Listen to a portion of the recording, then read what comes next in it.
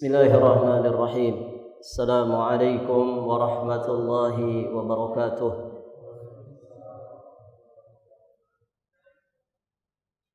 Alhamdulillahi wa kafa wa salamun ala ibadihi alladhina istafa. Asyhadu an la ilaha illallah wahdahu rabbi la syarika lah. Wa asyhadu anna Muhammadan abduhu wa rasuluh. Qala Allah Ta'ala fil Qur'anil Karim, Ya ayyuhalladzina amanu taqullaha haqqa tuqatih wa la tamutunna illa wa antum muslimun. Amma ba'd. Para hadirin jamaah salat zuhur rahimani wa rahimakumullah. Alhamdulillah, pada kesempatan ini Allah Subhanahu wa taala kembali memudahkan kita semua untuk hadir di majelis ini. Semoga dengan wasilah amal kita ini Allah Subhanahu wa taala berkenan mengangkat derajat kita semua di sisinya. Allah Subhanahu wa taala berfirman, Yarfa'illahu alladhina amanu minkum walladhina utul ilma darajat. Allah Subhanahu wa taala akan mengangkat orang-orang yang beriman di antara kalian. Allah Subhanahu wa taala akan mengangkat derajat orang-orang yang beriman di antara kalian dan juga orang-orang yang diberi ilmu beberapa derajat. Semoga Allah Subhanahu wa taala menggolongkan kita semua ke dalam ayat tersebut. Baik, para jamaah yang dirahmati Allah, kita akan lanjutkan pelajaran kita masih di pembahasan kitab Taharah. Di pembahasan yang lalu kita sudah menjelaskan barang-barang yang najis atau perkara-perkara yang dinyatakan oleh syariat sebagai perkara yang najis. Berikutnya kita akan membahas tentang kaifiyat tathhir an-najasah, tata cara membersihkan najis.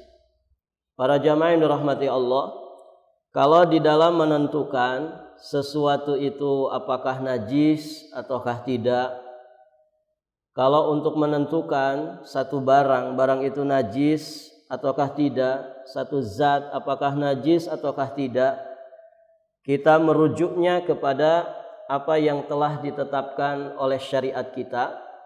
Maka demikian pula di dalam tata cara membersihkan najis. Para jamaah sekalian yang dirahmati Allah, sudah kita maklumi bersama bahwa syariat Allah dan Rasul-Nya telah memperkenalkan kepada kita semua tentang keberadaan barang yang najis. Demikian pula para jamaah yang dirahmati Allah, ketika sesuatu terkena najis, maka Allah dan Rasul-Nya juga sudah menjelaskan kepada kita semua bagaimana kaifiyat, tata cara kita membersihkan najis tersebut. Dalam masalah ini kita wajib ittiba, kita wajib tunduk patuh mengikuti petunjuk Allah Subhanahu wa taala dan juga Rasul-Nya. Contoh misalkan, ketika ada dalil yang memerintahkan mencuci sampai tidak tersisa bau, rasa ataupun warna, maka itulah yang kita tempuh di dalam membersihkan najis. Ketika ada dalil yang menyuruh kita cukup menuangkan sesuatu, menyiramkan air kepada sesuatu yang terkena najis, maka kita pun sami'na wa ata'na. Kita membersihkan najis tersebut sesuai dengan perintahnya. Kalau kemudian perintahnya digosok, ya dikerik, kemudian dibasuh, dicuci, dibilas dengan air, maka para jamaah yang dirahmati Allah, maka kita pun menempuh itu. Kalau dalam syariat cukup dengan memercikkan air, maka kita pun melakukan itu. Cukup memercikkan air untuk menghilangkan satu najis tertentu. Dan demikian seterusnya, para jamaah yang dirahmati Allah. Jadi dalam masalah kaifiyat membersihkan najis, cukup bagi kita sami'na wa ata'na, mendengar dan taat terhadap apa yang telah Allah Subhanahu wa taala dan Rasulnya tetapkan. Jadi di situ para jamaah yang dirahmati Allah, jangan kemudian akal kita masuk atau mungkin perasaan kita masuk di situ. Artinya apa? Kalau kata syariat ini cukup membersihkan najis ini seperti ini caranya, maka kita cukupkan diri dengan itu. Thayyib. Dan di sini para jamaah yang dirahmati Allah yang harus kita ketahui, dan ini dikatakan oleh para ulama, annal ma'a huwal aslu fi tathhir an-najasah. Air itu adalah hukum asal, alat untuk membersihkan najis. Jadi air, para jamaah yang dirahmati Allah, merupakan pembersih aneka najis yang utama dan yang pertama. Jadi kalau ditanya tentang kaifiat membersihkan najis, maka alat yang menjadi asal untuk membersihkan najis adalah air. Baik, para jamaah yang dirahmati Allah. Dan ini berdasarkan kepada apa yang disampaikan oleh Nabi sallallahu alaihi wasallam tentangnya. Kata Nabi sallallahu alaihi wasallam, khalaqallahul ma'a tahuran. Allah Subhanahu wa taala menciptakan air itu sebagai alat untuk pembersih. Oleh karenanya para jamaah yang dirahmati Allah, kita tidak boleh bergeser kepada alat yang lain, ya, kepada pembersih yang lain selain daripada air, kecuali apabila ada kejelasan di dalam syariat Nabi Shallallahu Alaihi Wasallam tentang pengganti tersebut. Jika tidak ada dalilnya, maka tidak boleh kita melakukannya. Karena para jamaah yang dirahmati Allah, kalau kita kemudian berpaling dari air, padahal air sudah ditetapkan sebagai pembersih, para jamaah yang dirahmati Allah, kita beralih dari sesuatu yang sudah dimaklumi sebagai pembersih kepada sesuatu yang lain yang tidak ada dasarnya, tidak ada penjelasannya, berarti kita para jamaah yang dirahmati Allah Subhanahu wa taala, kalau begitu adanya, kita telah menyimpang dari ketentuan syariat. Jadi intinya patokannya adalah syariat. Dan hukum asal alat pembersih itu air. Kita tidak boleh berpindah dari ini kecuali ada dalil tegas dari syariat yang menyatakannya. Nah, jika kita sudah memahami apa yang tadi kita uraikan, para jamaah yang dirahmati Allah, maka berarti kewajiban kita setelah itu hendaknya kita mengikuti penjelasan syariat perihal tentang sifat dan kiat membersihkan barang-barang yang terkena najis atau badan kita yang terkena najis. Nah, di sini ada beberapa poin yang disampaikan oleh para ulama, ya, terkait dengan kaifiat membersihkan najis. Yang pertama, kulit bangkai, ya. Kulit bangkai, para jamaah yang dirahmati Allah, sudah kita jelaskan itu akan najis. Itu disebut dengan najis. Ketika mengenai badan kita, pakaian kita atau tempat kita, maka semua bagian bangkai itu najis kecuali yang dikecualikan syariat. Nah, termasuk yang najis dari bangkai adalah kulitnya. Maka syariat memberikan solusi, ya, bagaimana kulit bangkai ini supaya bisa kita manfaatkan.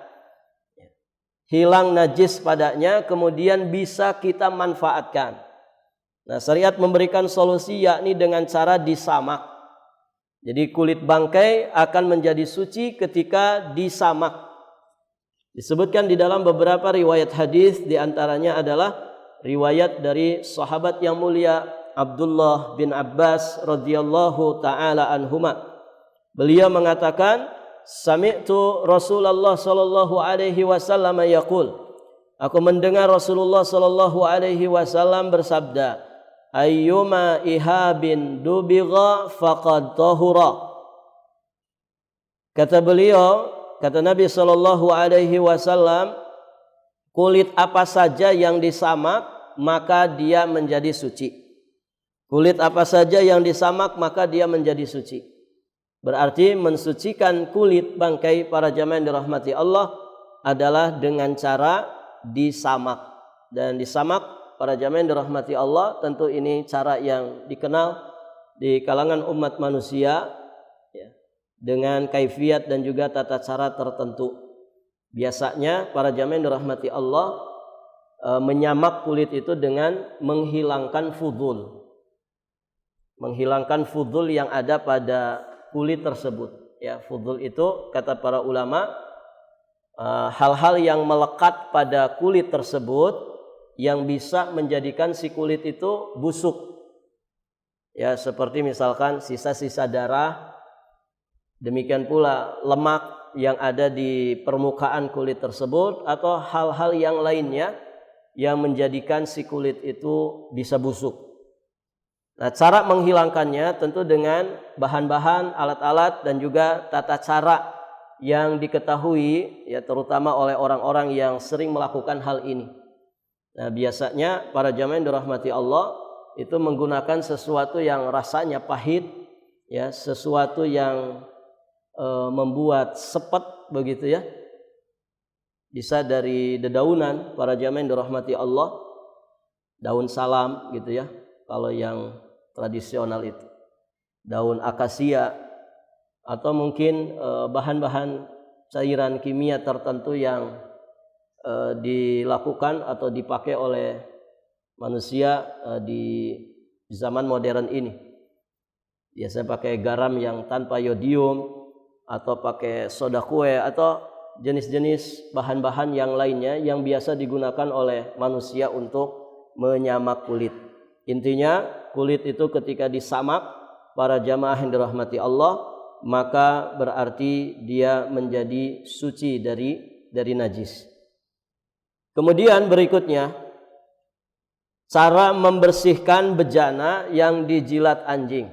Kalau ada bejana yang kita miliki kemudian bejana tersebut dijilat anjing, maka tata cara membersihkannya disebutkan di dalam satu riwayat dari sahabat yang mulia Abi Hurairah radhiyallahu taala anhu, anna Rasulullah sallallahu alaihi wasallam qala, "Tuhuru ina'i ahadikum idza walagha fihi al-kalbu an yaghsilahu sab'a marratin ulahunna biturab." Sucinya bejana seorang di antara kalian apabila dijilat anjing, hendaklah dia mensucinya 7 kali. Yang pertama dicampur dengan tanah atau debu. Jadi dicucinya 7 kali. Nah, ini aturan syariat. Jadi tidak cukup 1 kali. Dicuci 7 kali. Kita ikuti petunjuk syariat ini. Kemudian salah satu di antaranya adalah kita campur tanah atau campur debu. Nah, itulah cara bejana, membersihkan bejana yang dijilat oleh anjing. Berikutnya para jamaah yang dirahmati Allah, mensucikan pakaian yang terkena darah haid. Jadi kalau ada pakaian salah seorang dari kita atau mungkin istri kita terkena darah haid, maka cara membersihkannya disebutkan di dalam beberapa riwayat. Di antaranya riwayat dari Asma binti Abi Bakar. Qalat ja'at imra'atun ila Nabi sallallahu alaihi wasallam faqalat. Datang seorang perempuan kepada Nabi sallallahu alaihi wasallam, kemudian perempuan ini bertanya, "Ihdana yusibu thawbaha min damil haidati, kaifa tasna?" Salah seorang dari kami pakaiannya itu terkena haid. Bagaimana dia harus berbuat? Artinya apa yang harus dilakukan kalau pakaian itu terkena darah haid? Maka kemudian beliau menjawab, hendaklah dia menggosoknya, tahuttuhu, digosok. Kemudian takrisuhu, dikerik. Dan setelah itu para jamaah yang dirahmati Allah, takrisuhu bil ma', dibilas, dicuci dengan air, summa tandahuhu, summa tusalli fihi. Kemudian setelah itu dibilas, dan kalau sudah begitu proses mencuci dan menghilangkannya, berarti dia boleh menggunakan pakaian tersebut untuk mengerjakan sholat. Baik, para jamaah yang dirahmati Allah, di masa-masa itu ya sangat mungkin sekali, sangat rawan sekali pakaian itu terkena darah haid. Namun di masa kita saat ini, walhamdulillah bisa lebih maksimal di dalam menjaga pakaian, menjaga badan bahkan dari darah haid. Ya, di saat ini kita mengenal ada pembalut ya dengan beragam macam jenisnya. Ya, tentu istri-istri kita lebih paham tentang masalah ini ya, sehingga para jamaah yang dirahmati Allah lebih bisa maksimal ya di dalam menjaga badan atau menjaga pakaian bahkan tempat ya dari ceceran darah haid. Taib. Para jamaah yang dirahmati Allah. Bagaimana kalau kemudian masih ada tersisa bekas daripada darah haid? Jawabannya adalah tidak mengapa. Ketika memang darahnya sudah hilang. Kalau kemudian masih ada bekasnya setelah dicuci, dibersihkan, digosok dan dikerik, maka tidak ada masalah. Hal ini berdasarkan riwayat dari Abi Hurairah radhiyallahu taala anhu. Anna Khawlata binti Yasarin qalat ya Rasulullah laisa li illa thawbun wahid wa ana ahidu fihi. Khawlah binti Yasar berkata kepada Nabi SAW, ya Rasulullah, aku hanya mempunyai satu potong pakaian dan sekarang saya haid mengenakan pakaian tersebut. Masya Allah ya, sahabiat di masa Nabi ada yang kondisinya seperti itu, punya pakaian cuma satu-satunya ya, sehingga ya ketika pakaiannya itu kena darah haid atau terkena najis, mereka mempertanyakan itu kepada Nabi, ini bagaimana kondisinya kalau seperti ini. Maka para jamaah yang dirahmati Allah, Nabi SAW kemudian menjawab, fa idza tahurti fagsili maudhi'ad dam. Apabila engkau nanti sudah suci dari haidmu, maka cucilah bagian yang terkena darah. Tsumma shalli fihi. Setelah itu engkau boleh menggunakan pakaian tersebut untuk salat. Faqalat ya Rasulullah illam yakhruj atharuhu. Wahai Rasulullah, bagaimana kalau bekasnya itu tidak hilang? Di masa itu para jamaah yang dirahmati Allah, tentu alat pembersih tidak seperti di masa kita saat ini. Ya, di saat itu mungkin tidak dikenal ada deterjen dengan beragam macam jenisnya, dengan beragam macam fungsinya. Ya, tidak dikenal pewangi-pewangi seperti yang kita ketahui saat ini. Ya, di saat orang mencuci pakaiannya, masya Allah. Ya, di masa kita saat ini para jamaah bisa ada sekian cairan pembersih, gitu ya. Ada pelicin, pewangi, pelembut, macam-macam, begitu ya. Ada yang nyuci sendiri katanya begitu kan? Ya, cukup satu kali bilasan. Gitu. Masya Allah. Bahkan mungkin ada orang yang memasukkan pakaian kotornya ke satu alat, ya, dengan sangat canggihnya. Nanti 1 jam ke depan sudah kering. Ya, dia tinggal setrika dan bisa dipakai berangkat kerja. Saking canggihnya di masa ini para jamaah yang dirahmati Allah. Nah, kita bisa melihat ya bagaimana kondisi sahabiat di masa Nabi SAW. Pakaiannya cuma satu. Saya kira di sini Pak, sesusah apapun orang yang hidup di masa ini, saya kira punya banyak stok pakaian, begitu ya. Ada di antara bapak yang pakaiannya cuma satu, itu saja. Berangkat kerja ya itu, ke kondangan ya itu, gitu ya. Dia dipakai sholat ya itu. Sesusah apapun kita di zaman ini, alhamdulillah kita punya stok pakaian ganti itu luar biasa. Bahkan mungkin ada di antara jamaah punya pakaian itu sesuai dengan jadwal hari begitu. Hari Senin pakaiannya, bajunya ini, celananya ini. Nanti hari Selasa sudah berganti lagi, hari Rabu berganti lagi. Bahkan ada orang yang stok sendal sepatunya saja berlemari-lemari begitu ya. Nah, ini ada pelajaran bagi kita para jamaah. Apa yang kita miliki ini akan dihisab tidak? Akan dihisab, Pak. Bukankah harta kita akan dihisab? Kalau Bapak punya stok sepatu, dihisab nggak itu? Dihisab, bagian dari harta. Bapak punya stok sendal sampai berlemari-lemari. Sendal hari Senin, sendal hari Selasa, hari Rabu. Masya Allah, itu akan dihisab semuanya. Stok celana dalam, ya, stok kaos dalam, ya, stok kemeja, ya, belum lagi celananya, belum lagi kaos olahraganya. Sepatu saja ada beragam macam jenis, sepatu badminton, sepatu futsal, begitu, sepatu kantor, sepatu jalan-jalan, sepatu jogging. Masya Allah, para jamaah, itu semua akan dihisab nanti. Di sisi yang lain kadang orang tuh punya tetangga, ya boro-boro untuk sepatu Pak, beli sepatu. Untuk makan hari-hari saja susah dia. Nah ini para jamaah yang dirahmati Allah, menjadi peringatan bagi kita semua. Ya, ingat, harta kita akan dihisab di sisi Allah Subhanahu wa taala. Maka para jamaah yang dirahmati Allah, harta itu harus kita bawa mati. Ya. Harta harus kita bawa mati. Maksudnya apa? Jadikan pahala supaya nanti kalau kita itu menghadap Allah Subhanahu wa taala, kita bisa membawa pahala yang besar dengan wasilah harta kita.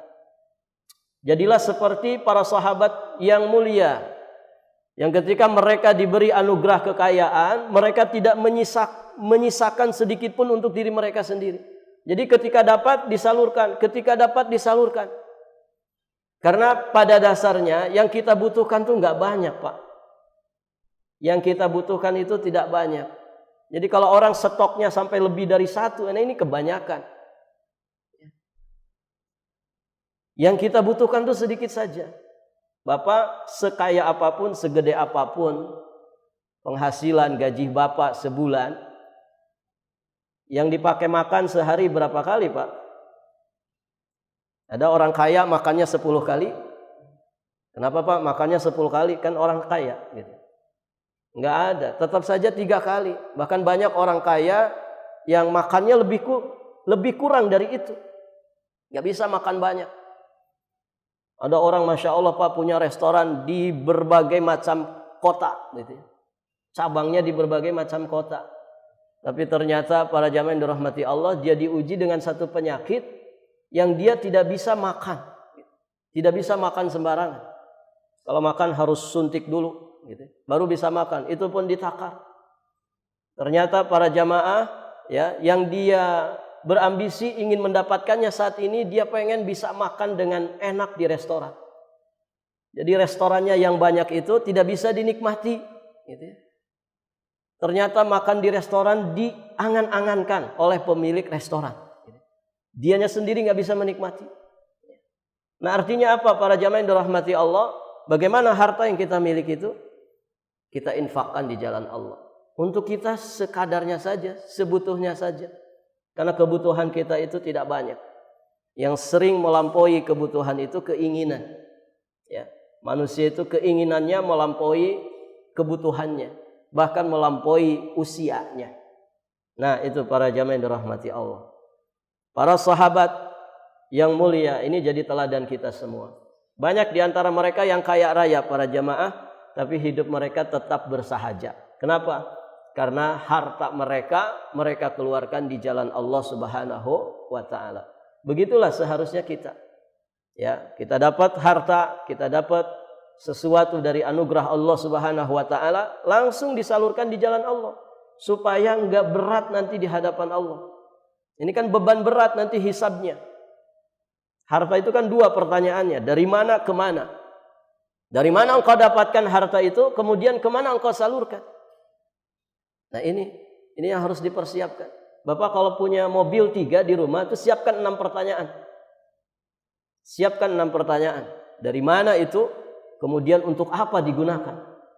Kalau Bapak punya rumah 4, di setiap kota ada. Ya, ke Balikpapan punya rumah, ke Malang punya villa, begitu ya. Ke Makassar ada rumah, ke Jakarta juga ada. Itu siapkan 8 pertanyaan, 8 jawaban.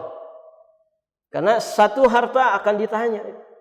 Dari mana engkau dapatkan harta itu? Kemana? Untuk apa engkau gunakan harta itu? Bayangkan kalau satu lemari kita punya pakaian para jamaah. Hitung saja itu. Berapa jawaban yang harus kita persiapkan?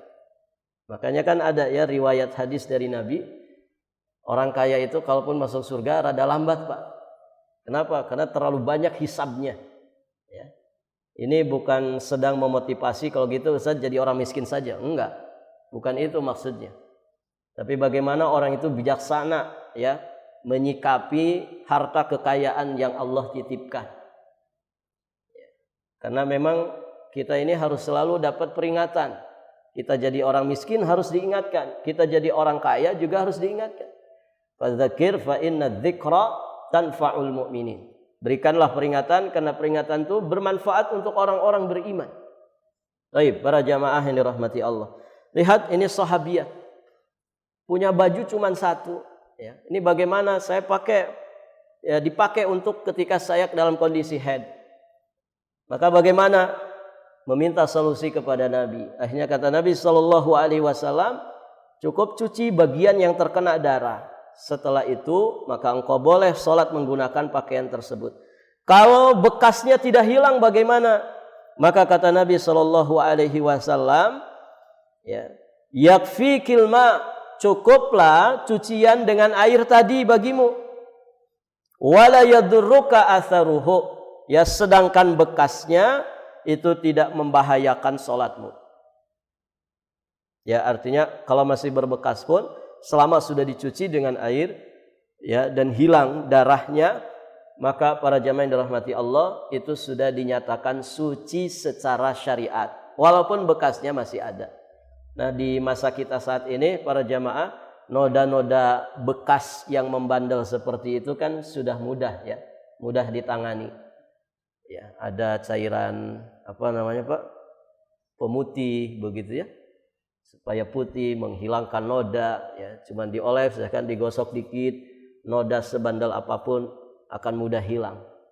Nah, yang seperti itu tentu bisa lebih maksimal lagi. Tapi apa yang dikatakan cukup secara syariat sesungguhnya itu sudah cukup. Berikutnya para jamaah yang dirahmati Allah, bagaimana cara membersihkan bagian bawah pakaian wanita. Pakaian wanita itu pada dasarnya bahannya itu lebih banyak daripada bahan pakaian laki-laki. Kenapa, Pak? Kenapa pakaian itu pakaian wanita itu lebih banyak membutuhkan bahan daripada pakaian laki-laki? Kenapa? Karena auratnya lebih banyak daripada aurat laki-laki. Makanya bahan pakaiannya itu lebih banyak ketimbang bahan pakaian laki-laki. Pun setelah matinya, sebagian ulama berpandangan bahwa kain kafan untuk perempuan itu 5 lembar. Kain kafan untuk laki-laki 3 lembar. Begitu, ya. Kenapa kain kafannya 5 lembar? Karena di masa hidupnya saja auratnya lebih banyak. Dia lebih banyak membutuhkan kain, ya, di masa hidupnya, demikian pula setelah meninggalnya dibandingkan laki-laki. Walaupun sebagian ulama mengatakan ya kain kafannya tetap 3 lembar, mau laki-laki mau perempuan. Ini pendapat sebagian ulama memandang seperti itu. Jadi pakai khimar, kemudian pakai jubah, pakai kain sarungnya, baru 2 lapis berikutnya adalah 2 lapis kain kafan yang membungkus seluruh tubuhnya. Baik, para jamaah yang dirahmati Allah. Nah, begitu, ya. Jadi pada dasarnya kain penutup aurat perempuan itu lebih banyak. Cuman sangat disayangkan, ya, banyak perempuan akhir zaman, dan itu sudah disinyalir oleh Nabi SAW, yang pakaiannya justru kekurangan bahan. Bukan tidak bisa beli, tapi karena modis, begitu, ya. Pakaian akhir zaman, perempuan-perempuan akhir zaman yang mengumbar aurat, ya, seperti orang yang kekurangan bahan. Padahal mampu sebetulnya, Pak. Banyak wanita itu kaya raya, ya. Kalau sekedar beli kain lebar itu mampu, ya. Jangankan beli kain, beli toko kain dia mampu, begitu, ya. Cuman ya begitulah fitnah akhir zaman, ya. Mudah-mudahan istri kita adalah istri salehah yang menjaga auratnya di dalam rumah ataupun di luar rumah, di saat kita ada di sampingnya ataupun di saat kita sedang di luar mencari nafkah. Wanita-wanita akhir zaman, para jamaah dirahmati Allah, banyak yang mengumbar aurat. Dan ciri dari wanita penduduk neraka, Nabi menyebutkan kasiyat, ariyat. Mereka berpakaian tapi telanjang. Begitu, ya. Kadang mohon maaf, Pak, yang minim-minim begitu itu kadang yang jadi penasaran laki-laki dibanding yang telanjang sekalian, gitu. Buktinya kalau ada orang gila perempuan telanjang di pinggir jalan, Berminat enggak, Pak? Tertarik tidak? Tidak. Tapi yang minim-minim itu, yang kata orang you can see itu, yang kadang bikin penasaran laki-laki. Nah, itulah tipu daya syaitan, permainan syaitan. Dan para jamaah yang dirahmati Allah, jadi pakaian wanita itu seharusnya lebih tertutup, kemudian bahannya lebih lebar dan lebih panjang. Nah, dalam syariat Islam itu, ya jubahnya, gamisnya seorang perempuan itu boleh dilebihkan sejengkal. Kalau laki-laki kan di atas mata kaki, Pak ya. Laki-laki itu kalau bercelana sunnahnya di atas mata kaki. Ya, bukan di bawah mata kaki. Karena ada ancaman yang sarung celananya di bawah mata kaki. Nah, kalau kain laki-laki itu di atas mata kaki. Beda dengan perempuan. Kalau perempuan, para jamaah yang dirahmati Allah, di bawah mata kaki. Bahkan dia boleh dilebihkan sejengkal. Bapak kalau haji atau umrah pernah lihat nggak perempuan Arab yang pakai pakaian gamis, khimar dengan lengkap, itu kadang ada sejengkal diseret-seret pakaiannya di belakang. Nah, itu namanya zail. Dalam Islam untuk perempuan itu dibolehkan, dan itu tentu akan lebih menjaga dirinya. Ya, beda dengan pemandangan wanita di sekitar kita ya. Bukan di bawah mata kaki atau di atas mata kaki. Di atas mata kaki rada mending. Ini kadang di atas lutut begitu ya. Hanya beberapa sentimeter saja dari stasiun pusatnya begitu ya. Wal iyadzubillah. Nah, para jamaah yang dirahmati Allah, itu pakaian perempuan boleh dilebihkan sejengkal. Nah, akan muncul pertanyaan, kalau dilebihkan sejengkal berarti kan dia keseret-seret. Namanya keseret para jamaah, terkadang bisa saja dia menyeret sesuatu yang najis. Nah, dalam Islam diberikan solusi, ya bagaimana cara membersihkannya. Ketika wanita mengenakan pakaian yang seperti itu. Disebutkan di satu riwayat dari Ummu Walad, di Ibrahim bin Abdurrahman bin Auf, annaha sa'alat Umma Salamah zaujan Nabi sallallahu alaihi wasallam. Qalat, inni imra'atun utilu zaili.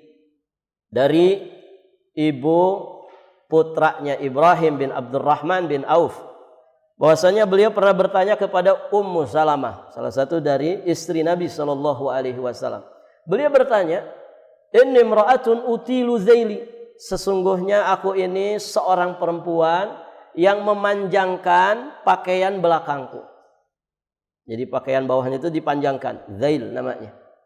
Fa amshi fil makan al-qadar.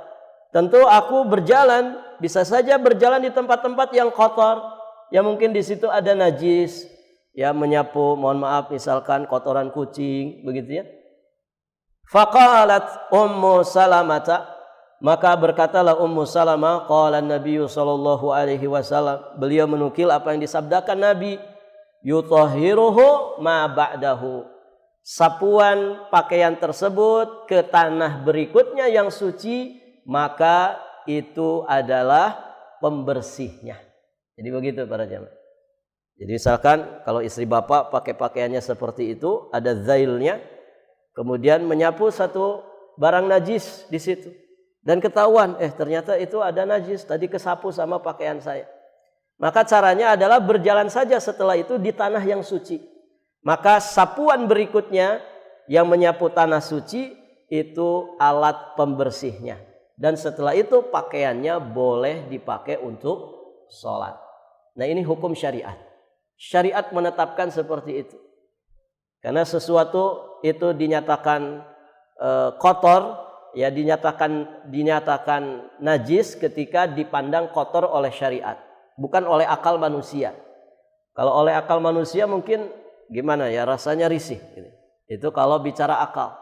Sudah menyapu kotoran kucing misalkan. Setelah itu kok bisa ya cukup dengan dipakai berjalan di tanah yang suci, itu sudah mensucikannya. Kalau mungkin orang mengedepankan akal, ini tidak masuk akal. Agak risih, pasti masih kotor gini dan gitu. Tapi inilah hukum syariat. Ya, kita sami'na wa ata'na. Bahwa sapuan tanah yang suci. Setelah itu kata Nabi itulah alat pembersihnya. Allahu a'lam bissawab. Para jamaah yang dirahmati Allah, ini 4 poin yang bisa kita sampaikan pada kesempatan ini. Insyaallah taala masih ada beberapa poin berikutnya tentang kaifiat mensucikan atau membersihkan najis. Allahu a'lam bissawab. Akhiru da'wana alhamdulillahi rabbil alamin. Kita cukupkan sampai di sini. Subhanakallahumma bihamdik, asyhadu an la ilaha illa anta, astaghfiruka wa atubu ilaik. Wassalamualaikum warahmatullahi wabarakatuh.